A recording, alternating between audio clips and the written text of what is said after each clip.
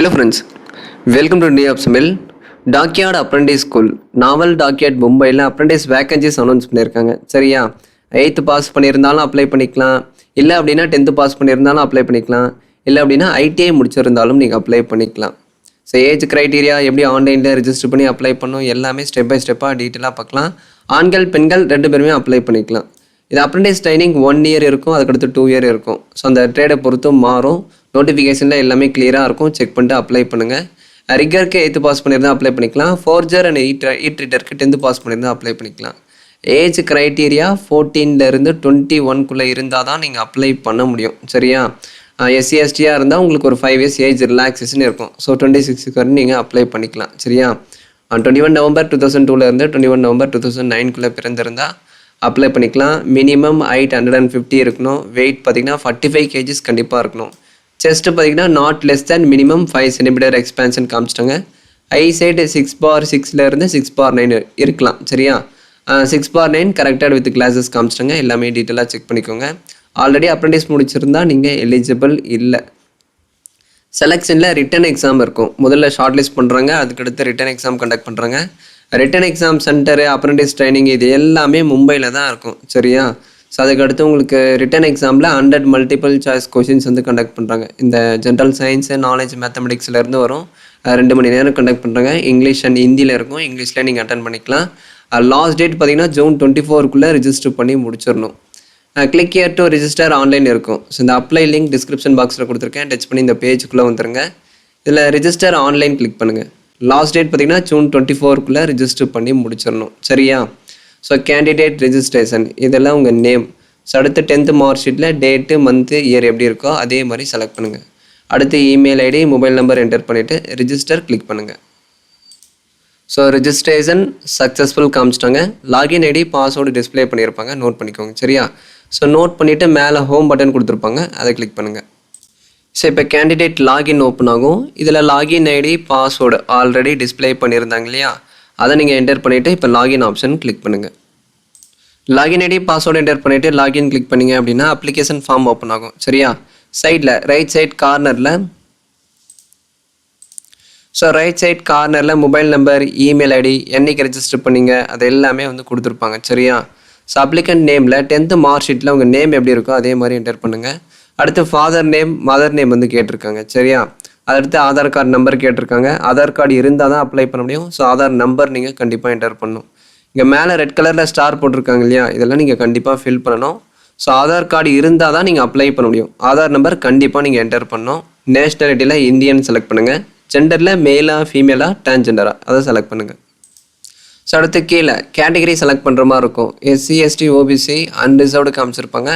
So உங்கள் category என்னவோ அதை செலக்ட் பண்ணுங்கள். சரியா, அடுத்து ஐடென்டிஃபிகேஷன் மார்க். மோல் அப்படின்னா மச்சம் அப்படின்னு சொல்லுவாங்க. ஸ்கேர் அப்படின்னா தழும்பு அப்படின்னு சொல்லுவாங்க. ஸோ உங்கள் பாடி பார்ட்டில் ஐடென்டிஃபிகேஷன் மார்க் இருந்தால் அதை பார்த்து என்டர் பண்ணுங்க. அது கரெக்டாக என்டர் பண்ணணும். சரியா, அடுத்து நீங்கள் டிசபிலிட்டி கேட்டகரியா அப்படின்னு கேட்டிருக்காங்க. எஸ்ஆர் நோ செலக்ட் பண்ணுங்கள். இல்லை அப்படின்னா நோ செலக்ட் பண்ணுங்கள். ஆல்ரெடி அப்ரெண்டிஸ் ட்ரைனிங் நீங்கள் முடிச்சிட்டிங்களா அப்படின்னு கேட்டிருக்காங்க. அதாவது இப்போ அப்ரெண்டிஸ் பண்ணிகிட்டு இருக்கிறவங்க, ஆல்ரெடி அப்ரெண்டிஸ் முடித்தவங்க இதுக்கு எலிஜிபிள் இல்லை. சரியா, ஒருவேளை நீங்கள் அப்ரெண்டிஸ் முடிச்சிட்டா இதுக்கு அப்ளை பண்ண முடியாது. ஸோ நீங்கள் ஆல்ரெடி அப்ரெண்டிஸ் முடிச்சிட்டிங்களா இல்லை அப்ரெண்டிஸ் பண்ணிகிட்ருக்கீங்களா அப்படின்னு கேட்டிருக்காங்க. ஸோ இதெல்லாம் நோ செலக்ட் பண்ணுங்கள். சரியா, அடுத்து வார்ட் ஆஃப் டிஃபென்ஸ் எம்ப்ளாயிஸ்ன்னு கேட்டிருக்காங்க. இதுலேயும் நோ செலக்ட் பண்ணுங்கள்.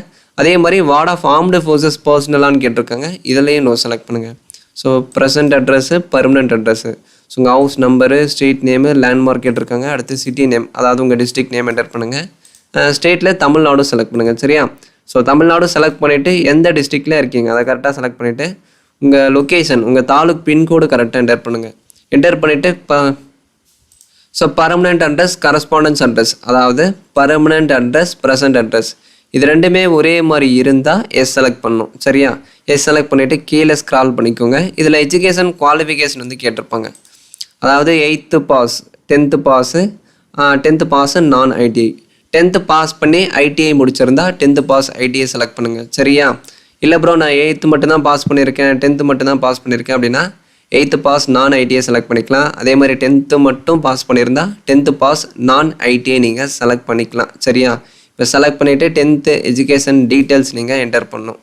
எந்த ஸ்கூலில் படிச்சிங்க, பாசிங் இயர் என்ன, அப்டைன் மார்க், அதாவது எல்லா ஸோ எல்லா சப்ஜெக்டில் டோட்டலாக எவ்வளோ மார்க் எடுத்தீங்க, அதாவது நீங்கள் 500க்கு 483 அப்படி 85 எடுத்திருக்கீங்க அப்படின்னா அதை இங்கே என்டர் பண்ணிவிட்டு டோட்டல் மார்க் 500 அதை நீங்கள் என்டர் பண்ணணும். சரியா, அதை என்டர் பண்ணிவிட்டு ஜஸ்ட்டு நீங்கள் ஒரு என்டர் கொடுத்தீங்க அப்படின்னா பர்சன்டேஜ் ஆட்டோமேட்டிக்காக வந்துடும்.